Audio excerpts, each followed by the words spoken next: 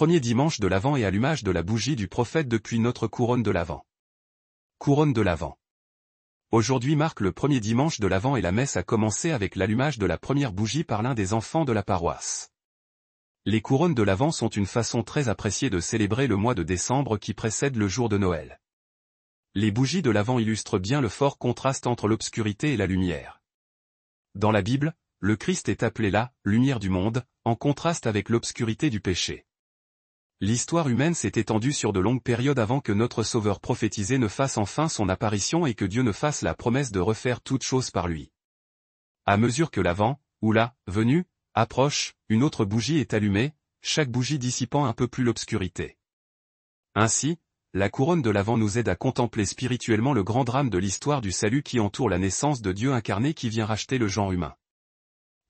La forme circulaire de la couronne, sans début ni fin, symbolise l'amour complet et infini de Dieu pour nous, un amour qui a envoyé son Fils dans le monde pour nous racheter de la malédiction du péché. Elle représente également la vie éternelle qui devient nôtre par la foi en Jésus-Christ. Nombre, la couronne de l'Avent est traditionnellement composée de 4 bougies qui sont allumées, une à la fois, chacun des 4 dimanches de la période de l'Avent. Chaque bougie représente 1000 ans.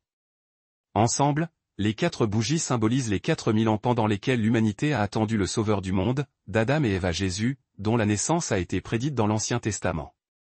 Couleur, le violet est une couleur liturgique utilisée pour signifier un temps de prière, de pénitence et de sacrifice et est utilisé pendant l'Avent et le Carême.